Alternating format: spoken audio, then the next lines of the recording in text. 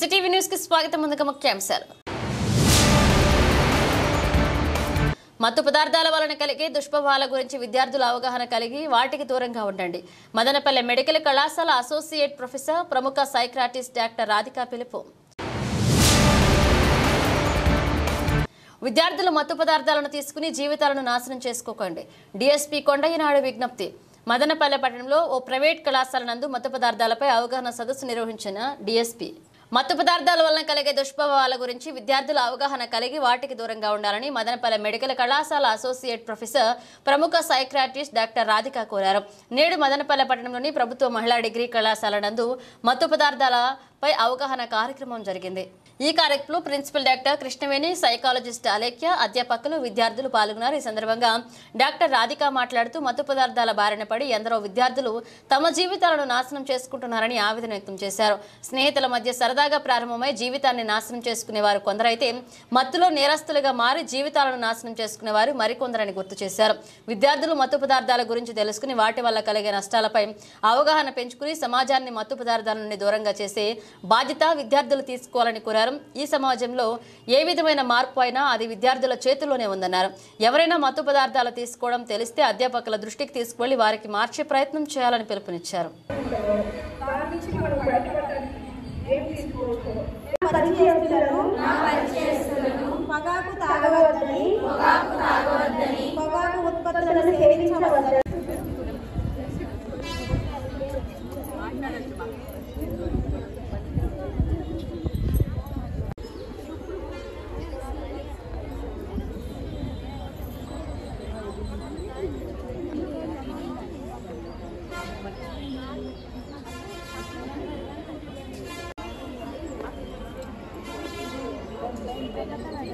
ఎవరైనా చూసినట్టు తాతలు సిగరెట్ స్మోకింగ్ చేసేవాళ్ళు మధ్యలో గాలి పీల్చుకొని పెదాలు పూసి వదులుతుంటాడు, ఆయాసపడుతుంటాడు.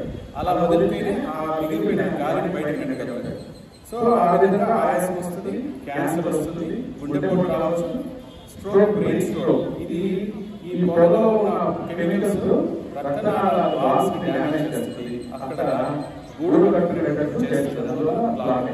ఇన్ని రకాల ప్రాబ్లమ్స్ ఉన్నాయి. మరి ఈ ఇంత అడిక్షన్ వచ్చే స్మోకింగ్ దేనిలో వస్తుందంటే టొబాకోలో నికోటిన్ వల్ల.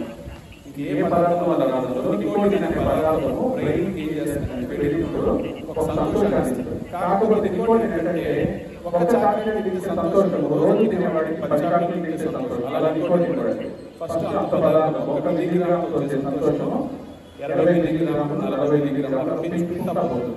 ఈ నికోటిన్ వల్ల కంటే కూడా అది కాలానికి ఉపయోగపడే కెమికల్స్ ఉంటాయి కదా, వాటి వల్ల మనకి ఎక్కువ డ్యామేజ్ చేస్తుంది. నికోటిన్ ఏం చేస్తుందంటే అలవాటు చేస్తుంది. అందరినీ మీరు మీ ఇంట్లో వాళ్ళకి కానీ పక్కన వాళ్ళకి కానీ మోటివేట్ చేసి తీసుకొని వస్తే కనుక వాళ్ళకి మనము కౌన్సిలింగ్ చేస్తాం. అంటే ఎలా అలవాటైంది, ఏమైనా డిప్రెషన్ ఉందా, యాంగ్జైటీ ఉందా, అండర్లైన్ కాజెస్ ఏదో కౌన్సిలింగ్ చేసి వాళ్ళకి ట్రీట్మెంట్ అంటే మనకి మెడిసిన్స్ ఉన్నాయి. ఆ మెడిసిన్స్ గురించి మా సైకాలజిస్టులు వివరిస్తారు. కౌన్సిలింగ్ చేసి దానికి మనకి ఈ గమ్స్ కానీ ప్యాచెస్ కానీ మనం పెడతాము. అంటే వాళ్ళు తీసుకునే సిగరెట్స్ సంఖ్యను బట్టి మేము స్టార్ట్ చేస్తామని, తర్వాత గ్రాడ్యువల్గా తగ్గించుకుంటూ వస్తాం. దీంతో అంటే ఈ సిచ్యుయేషన్ పీరియడ్లో కౌన్సిలింగ్ ఇస్తాం, బట్ పేషెంట్ కూడా మోటివేషన్ చాలా ముఖ్యం. ఎందుకంటే వాళ్ళ ఆరోగ్యాన్ని కాపాడుకోవడానికి వాళ్ళు కూడా ఒక యాక్టివ్గా పార్టిసిపేట్ చేయాల్సి ఉంటుంది.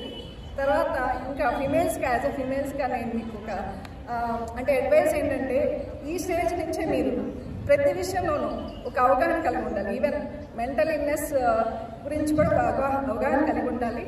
ఎందుకంటే మీ పాఠశాల మిగిలిన పాఠాలతో పాటు మనకు ఒక సైకియాట్రీ ఇల్నెస్ ఉంటుంది. సైకియాట్రీ ఇల్నెస్ అనేది ఒకప్పుడు చాలా స్టిగ్మాగా ఉండేది. అంటే ఎవరన్నా పిచ్చి వాళ్ళు అని చెప్పేసి దూరం పారుతూ ఉంటారు. వాళ్ళకి హెల్ప్ చేయడానికి కూడా ఎవరు కూడా ముందుకు రారు. బట్ మీరు మెయిన్గా ఫిమేల్స్ ఏంటంటే మానసికంగా చాలా స్ట్రాంగ్గా ఉంటారంటారు, కానీ ఈ మధ్య కాలంలో అంటే స్ట్రెస్ వల్ల కానీ మన వర్క్ స్ట్రెస్ కానీ ఇంకొక ఏదైనా కారణాల వల్ల కానీ ఎక్కువగా యాంగ్జైటీ, డిప్రెషన్కి గురవుతున్నారు మెయిన్గా females.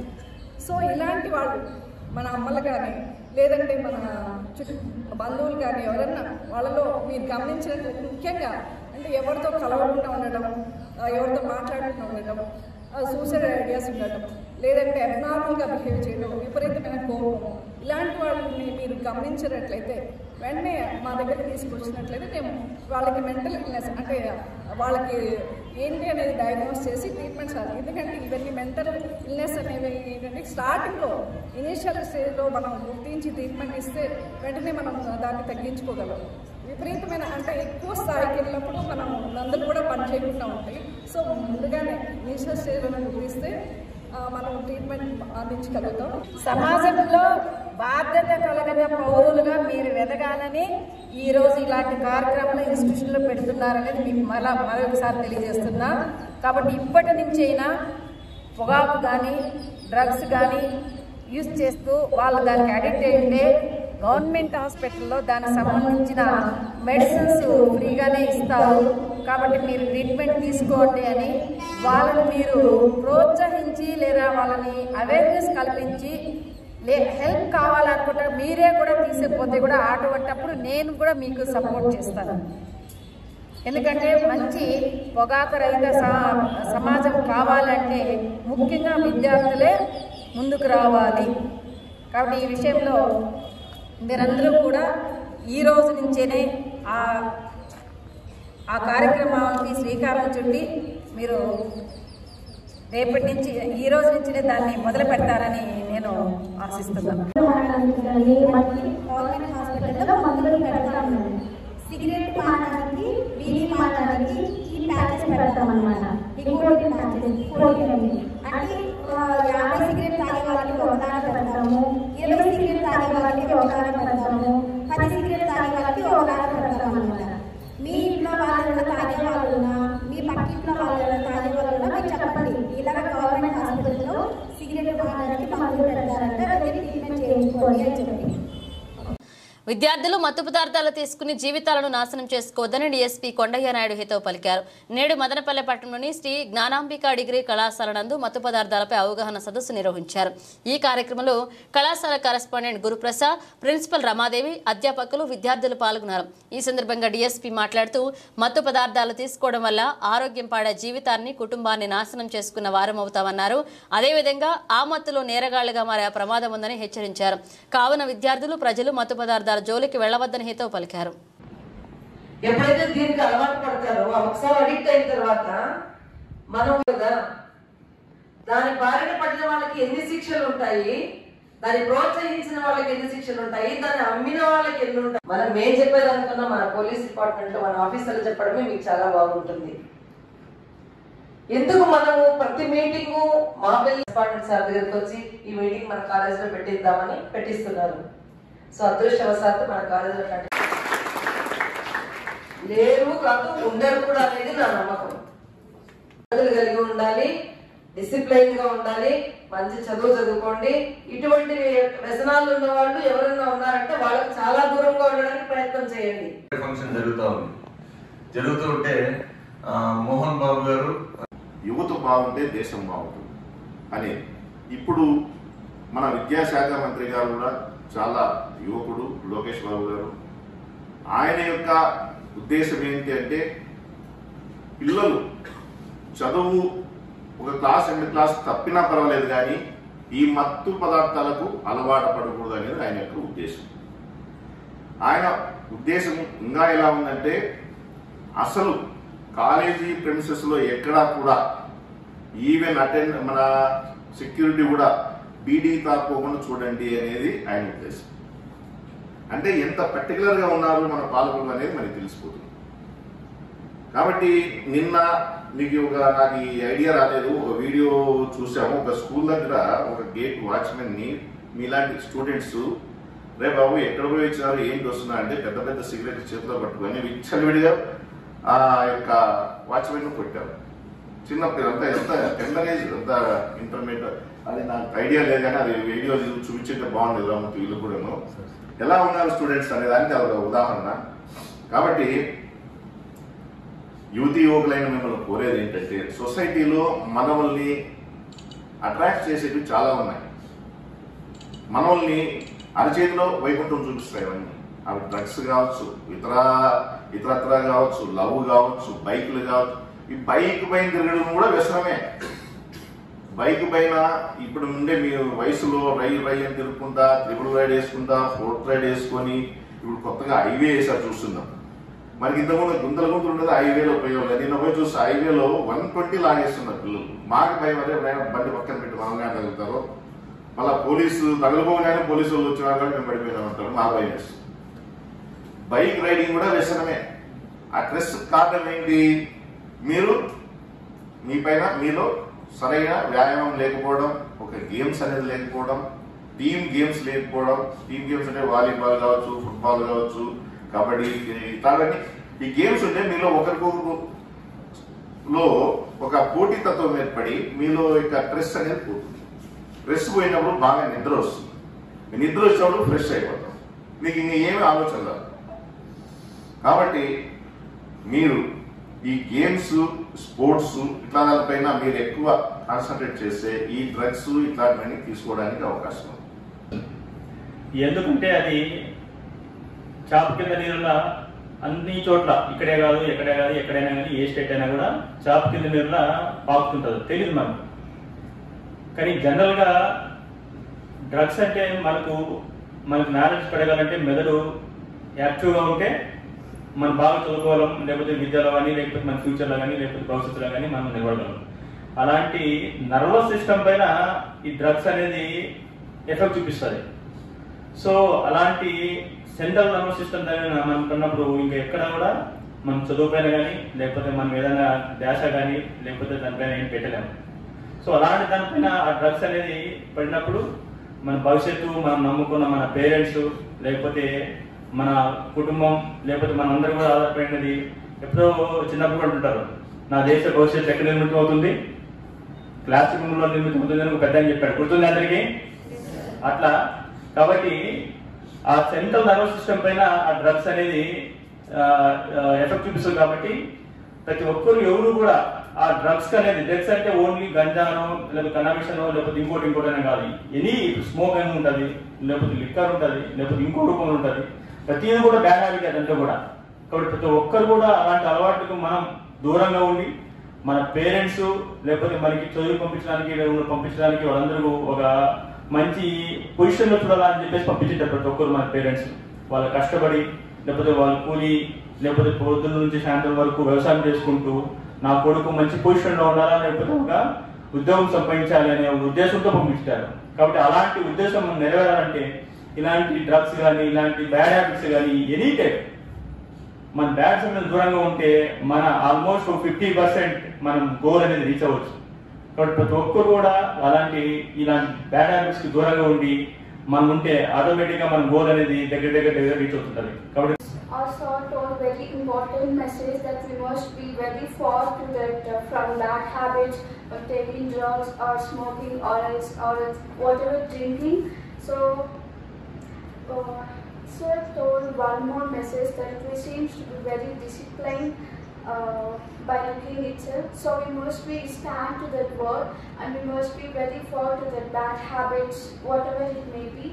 The purpose of coming to our college is nothing but studying and getting good job and must be very far from this, and we must make friendship with good people and be far from bad people. And sure sir, as you told will be very good in discipline and will be far from bad habits and will be in a good position, and will forward these messages to our surroundings. Our parents will tell to our friends that will be very far from this message, and will carry this message to all what we in social media, and will forward this to many people to be good and far from bad people. So thank you. గ్రామాలలో సంపూర్ణ ఆరోగ్యం కల్పించేందుకు పంచాయతీ సర్పంచులు, గ్రామస్థాయి అధికారులు ప్రజలతో చైతన్యం కల్పించి క్షేత్రస్థాయిలో పారిశుద్ధ్య చర్యలు అమలు చేయాలని ఎంపీడీఓ భానుప్రసాద్ కోరారు. నేడు మదనపల్లె మండల పరిషత్ కార్యాలయ సమావేశ మందిరంలో సర్పంచులు, గ్రామ పంచాయతీ వార్డు సభ్యులు, గ్రామస్థాయి సచివాలయ ఉద్యోగులు, పారిశుద్ధ్య వ్యక్తిగత కుటుంబ సముదాయ ఆవాస స్థాయి ప్రజలతో చైతన్యం కల్పించేందుకు 3 రోజుల పాటు శిక్షణ తరగతులు ఎంపీడీఓ ప్రారంభించారు. ముందుగా గ్రామ స్వరాజ్యం కోసం పాటుపడిన మహనీయులను తలుచుకుంటూ మహాత్మా గాంధీ, డాక్టర్ అంబేద్కర్ చిత్రపటాలకు నివాళులర్పించారు.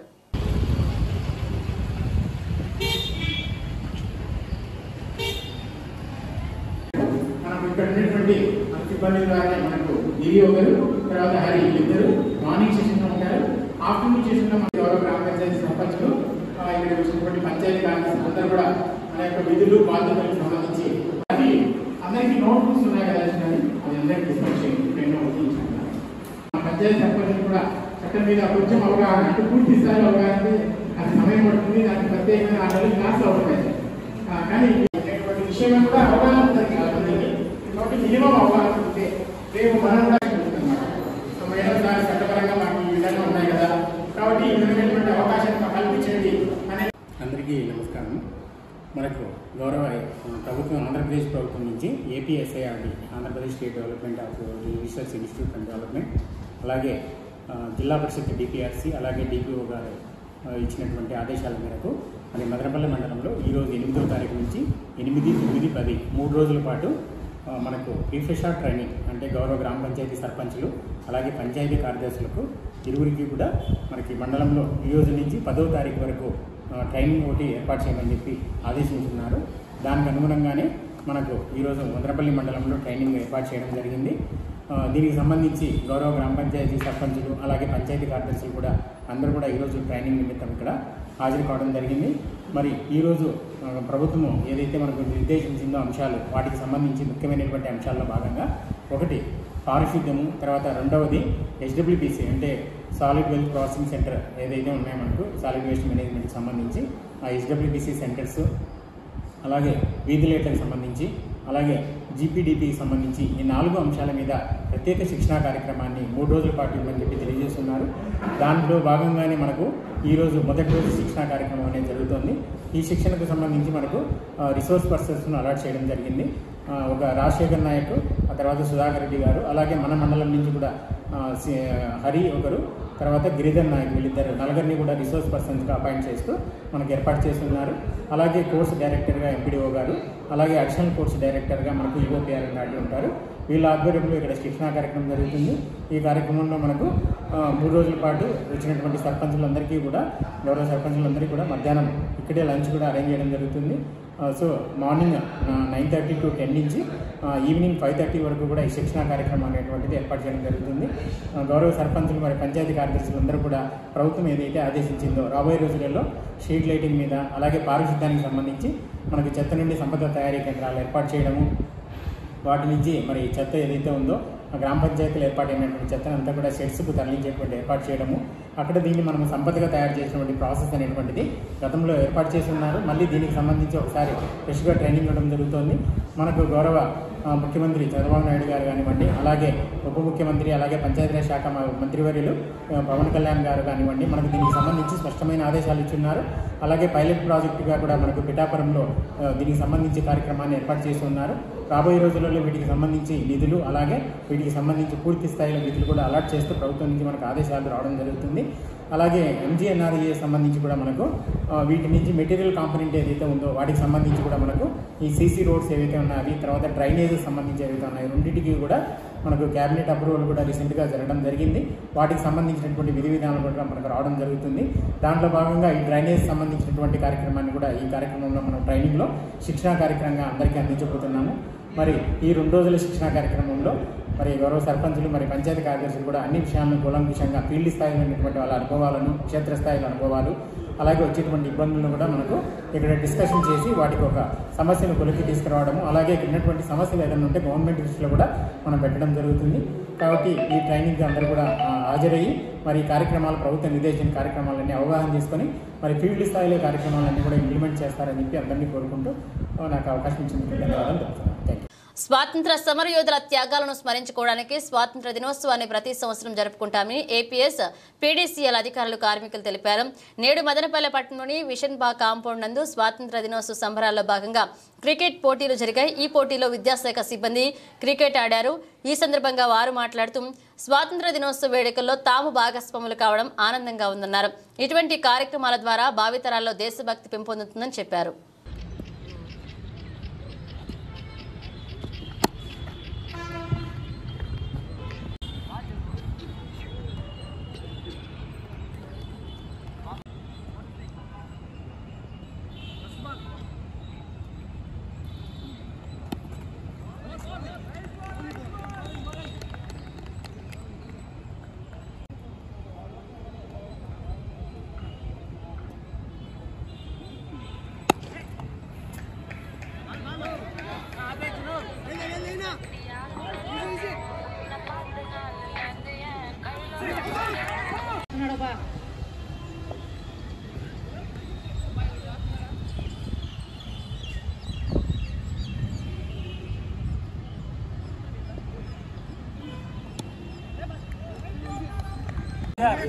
రాము మంచి బౌలింగ్ చేస్తున్నాడు. Nice play, single run.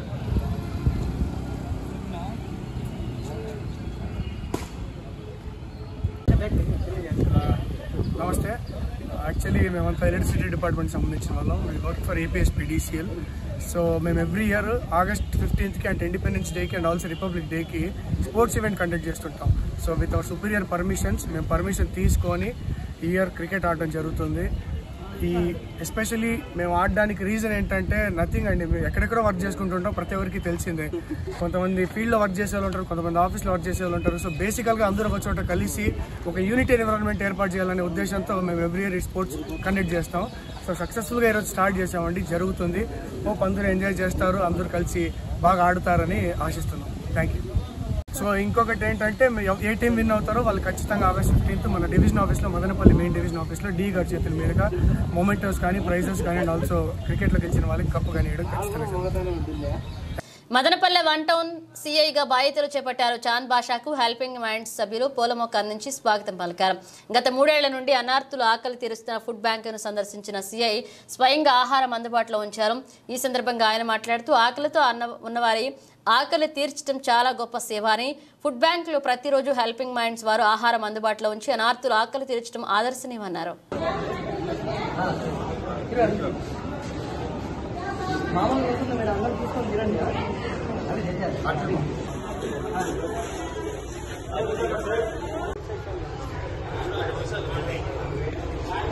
Food section card का यार हुआ नाश्ता कुछ फूड सेक्शन లేదా చాలా గొప్ప విషయం. అంటే అనాథలు, వికలాంగులు, ఎవరు లేని పేదవారు, ఆకలితో ఉండేవారు రాజకృష్ణలో గత 4 సంవత్సరాల నుంచి అభిషేకరు వారి టీం రిపోర్ట్స్ భూమిగా హోటల్ లేకుండా వడ్డించి తీసుకొచ్చి తర్వాత 50 హోటల్లో అన్నం తీసుకునే వారు ఇచ్చే సమాచారంతో ఆ భోజనాన్ని ప్యాకెట్లు శుభ్రంగా ప్యాక్ చేసి శుభ్రంగా పెట్టి లేదు ఆకలి తీసుకున్నారంటే వీళ్ళు చాలా పుణ్య పని చేస్తున్నారు. ఎందుకంటే ఇంటి దగ్గర వెళ్ళి అన్నం పెట్టినట్టే లేదని 10 రోజులు కానీ రోజు 50 నుంచి 100 మంది ట్రైన్ అవుతారు. అంటే మినిమం డైలీ 100 మందికి ఇద్దరు మిగిలిన తీసుకొస్తున్నారు. తర్వాత ఇక్కడ ఫుడ్ దొరకకపోతే కూడా ఆ రోజు వడ్డించి తీసుకొచ్చి పెట్టి పేదవారికి ఎప్పుడైనా కానీ అన్నము ఆకలేసిందంటే ఆర్టీసీ షాప్ దగ్గరికి వెళ్తే ఫుడ్ బ్యాంకులో ఖచ్చితంగా ఫుడ్ దొరుకుతుంది అని నమ్మకం కలిగించిన అబూబకర్ గారికి నేను చాలా చాలా చాలా థ్యాంక్స్.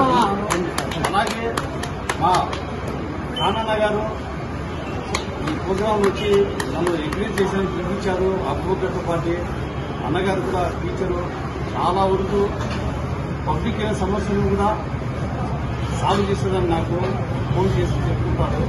కాబట్టి అన్నగారు ఈరోజు రమ్మన్నారు. అబూబకర్తో పాటు చాలాసార్లు అయితే వచ్చినాను. అన్న ఈ ప్రోగ్రాం ఈరోజు మదనపల్లి 1 టౌన్గా సీఏగా బాధ్యతలు చేపట్టినటువంటి చాంద్ బాషా సార్ గారికి నల్గొండ మదనపల్లి సార్ ఎల్లప్పుడూ కూడా యువత చెడు మార్గంలో వెళ్లకుండా మంచి మార్గంలో వెళ్ళాలా, సేవా కార్యక్రమాల్లో ఉండాలని చెప్పి ఒక మంచి ఉద్దేశంతో సార్ ఎప్పుడు కోరుకుంటారు. గతంలో మదనపల్లి, పెద్దమన్యము, దీకోట ప్రాంతాల్లో ఎస్ఐగా పనిచేసిన నేడు మదనపల్లికి సీఏగా రావడం, సర్కిల్ ఇన్స్పెక్టర్గా రావడం చాలా ఆనందంగా ఉంది. హెల్పింగ్ మైండ్స్తో ఒక మంచి అనుబంధం ఉందని చెప్పచ్చు చాంద్ బాషా సార్ గారితో. ఇంకా అదేవిధంగా మదనపల్లి ఆర్టీసీ బస్టాండ్లో గత 4 ఏళ్ల నుంచి అన్నార్థుల యొక్క ఆకలి తీర్చడానికి మా వంతు కృషి చేస్తున్నాం. ఇక్కడ మనకి స్థలం ఏర్పాటు చేసినటువంటి ఆర్టీసీ బస్టాండ్ వారికి, ఇక్కడ ఫుడ్ బ్యాంక్ ఎప్పుడు క్లీన్ ఉండడానికి సహకరిస్తున్నటువంటి ఆర్టీసీ పారిశుద్ధ్య శానిటరీ టీం వరకు కూడా ప్రత్యేక ధన్యవాదాలు తెలుపుకుంటున్నాం. మదనపల్లి ఎక్కడ కూడా ఏ ఫంక్షన్లో ఆహారం మిగిలినా వృధా చేయకుండా ప్రతి మెతుకు ఆకలి పేరుకు అన్నారనే ఒక గొప్ప సంకల్పంతో హెల్పింగ్ మైండ్స్ అడుగులు వేస్తుంది. 10 మంది ఆకలి తీర్చడానికి ప్రతి ఒక్కరూ ముందుకు రావాలని ఈ సందర్భంగా తెలియజేసుకుంటూ మదనపల్లి జిల్లా ప్రభుత్వ ఆసుపత్రిలో పారిశుద్ధ్య కార్మికుల జీతాలు చెల్లించాలని ఐటీయూసీ కృష్ణమూర్తి డిమాండ్ చేశారు. నేడు కాంట్రాక్టర్ల నిర్లక్ష్యాన్ని నిరసిస్తూ మదనపల్లి జిల్లా ప్రభుత్వ ఆసుపత్రి ఎదుట ఐటీయూసీ ఆధ్వర్యంలో నిరసన చేపట్టారు. ఈ సందర్భంగా కార్మిక సంఘ నాయకులు కృష్ణమూర్తి మాట్లాడుతూ పారిశుద్ధ్య కార్మికులకు గత 5 నెలలుగా జీతాలు చెల్లించడం లేదని తెలిపారు. కాంట్రాక్టర్లను అడిగితే రేపు మాపు అంటూ పనులు చేయించుకుని కార్మికులను ఇబ్బందులకు గురి చేస్తున్నారని ఆరోపించారు. జీతాలు చెల్లించే వరకు ఈ ఆందోళనలు ఆగవని స్పష్టం చేశారు.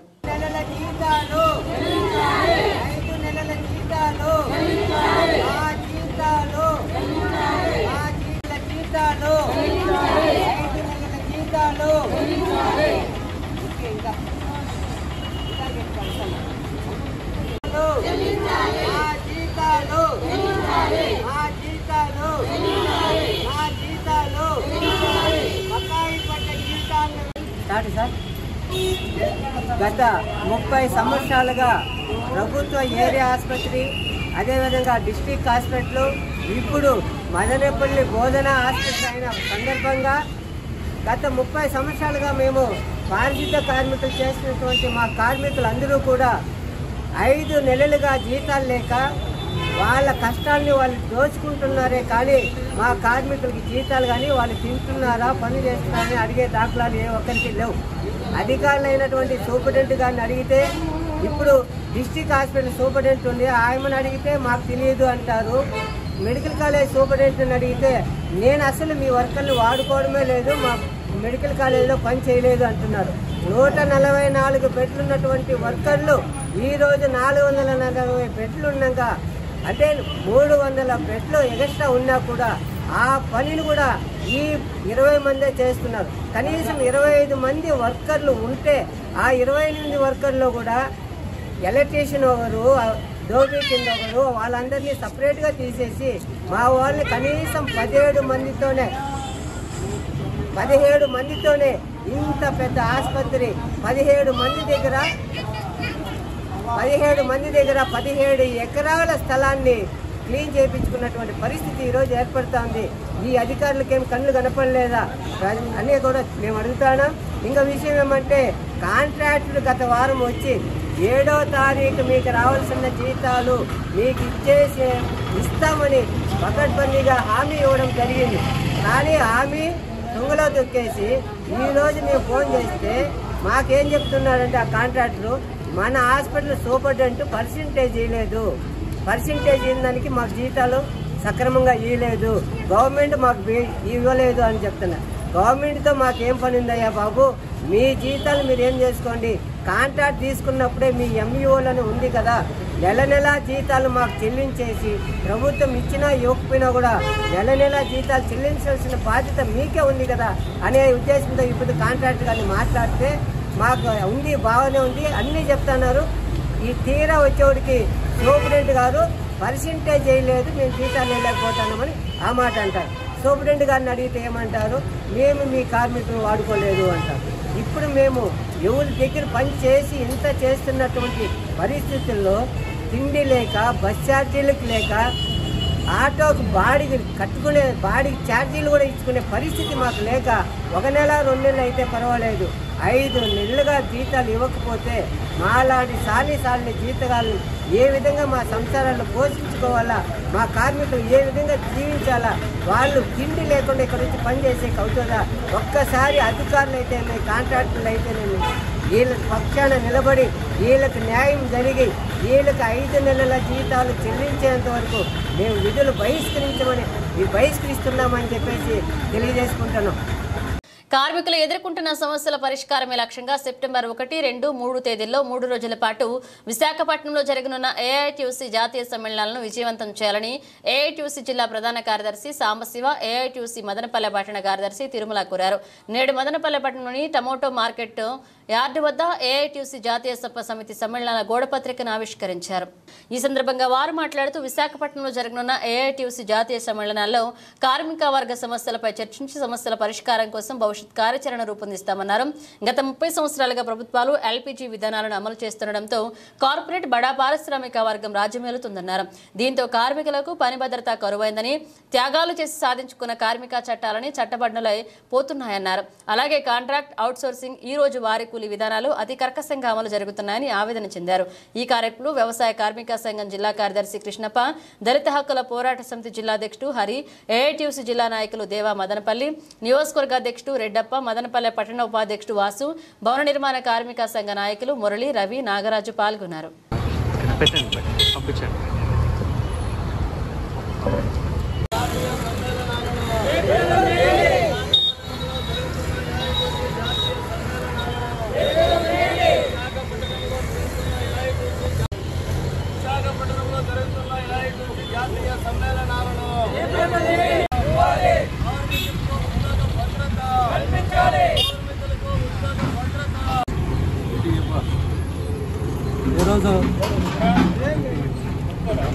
ఈరోజు రాష్ట్ర పిలుపు మేరకు మదనపల్లి పట్టణ సమితి ఆధ్వర్యంలో జాతీయ సమావేశాలు 1, 2, 3 తేదీలలో విశాఖ జయప్రదం చేయాలని పోస్టర్లు రిలీజ్ చేయాలని చెప్పి ఈరోజు రిలీజ్ చేస్తున్నాం.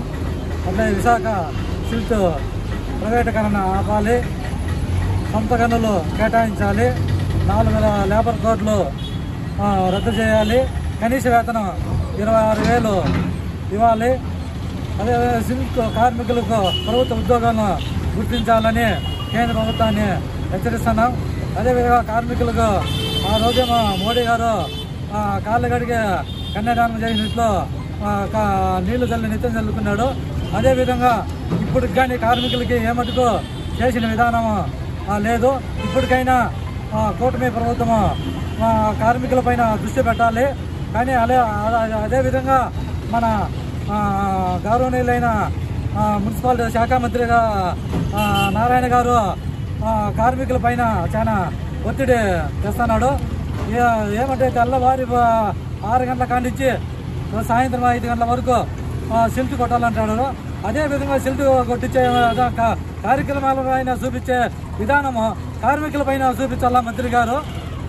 ఏమంటే కనీస వేతనం 26,000 కూడా వేయాల. కనీసం అప్పుడు ఉన్న ప్రభుత్వం చంద్రబాబు ప్రభుత్వంలో 13,000 ఇస్తున్నాడు. జగన్మోహన్ రెడ్డి వచ్చిన తర్వాత 6,000, ఇప్పుడు 15,000 కలుపుకొని 21,000 చేతులు ఇస్తున్నారు. కనీసం ఇప్పుడు చెప్పిన మాట పక్కన కూటమి ప్రభుత్వం 26,000 ప్రభుత్వం వెంటనే అమలు చేయాలని చెప్పి మంత్రి నారాయణ గారిని కోరుతున్నాం. ఏఐటీయూసీ జాతీయ సమ్మేళనాలు సెప్టెంబర్ 1, 2, 3 తేదీల్లో విశాఖ భాగ్యనగరంలో భారీగా నిర్వహిస్తున్నాం. వీటికి భారతదేశంలో ఉన్నటువంటి అన్ని రాష్ట్రాల నుంచి రాటి తేలినటువంటి కార్మిక నాయకులు, మేధావులు, ప్రొఫెసర్స్ ఈ సమ్మేళనాలకు వస్తున్నారు. ముఖ్యంగా ఈ రాష్ట్రంలో ప్రభుత్వ రంగ సంస్థల్లో నడుస్తున్నటువంటి విశాఖ స్టీల్ ప్లాంట్ను ప్రైవేటైజేషన్ చేయాలని బీజేపీ ప్రభుత్వం ప్రైవేటు వ్యక్తులకు గనులు కేటాయించి ప్రభుత్వ రంగంలో నడుస్తున్నటువంటి విశాఖ స్టీల్ ప్లాంట్ మీద ఆధారపడి దాదాపు 40 లక్షల కుటుంబాలు ఆధారపడే, ప్రత్యక్షంగా 20 లక్షల కుటుంబాలు, పరోక్షంగా 20 లక్షల కుటుంబాలు, వీరందరికీ జీవనాధారం పోతుంది. అట్లాగే ఈరోజు ప్రభుత్వ రంగంలో నడుస్తున్నటువంటి సంస్థను కాపాడాల్సినటువంటి అవసరం ఉంది. ఈరోజు కార్మికుల పక్షపాతాన్ని చెప్పుకుంటున్నటువంటి కేంద్ర రాష్ట్ర ప్రభుత్వాలు కార్మికుల సమస్యల కోసం, సమస్యల పరిష్కారం కోసం ఆ వైపున ఆలోచించకుండా కనీసం ఈరోజు ఈ దేశానికి స్వతంత్రం వచ్చినప్పటి నుండి ఎంతో మంది కార్మిక నాయకులు రక్త తర్పణ చేసి తమ ప్రాణాలను ప్రణంగా పెట్టి కార్మిక చట్టాలను సాధించుకుంటే ఆ కార్మిక చట్టాలను 4 కోళ్లుగా విభజించి ఈరోజు సంఘాలు పెట్టడానికి లేదు, కార్మికుల హక్కులు అడగడానికి లేదని మల్టీనేషనల్ కంపెనీలకు ప్రభుత్వం దారాదత్తం చేస్తూ కార్మిక వర్గాన్ని ఓ పక్కన నాశనం చేయడానికి ప్రయత్నం చేస్తోంది. కార్మిక లేబర్ కోళ్లను 4 కోళ్లను రద్దు చేయాలని డిమాండ్ చేస్తున్నాం. సెప్టెంబర్ 1, 2, 3 తేదీలలో 3 రోజుల పాటు విశాఖపట్నం స్టీల్ ప్లాంట్లో ఏఐటీసీ జాతీయ సమ్మేళనాలు నిర్వహిస్తూ ఉన్నారు.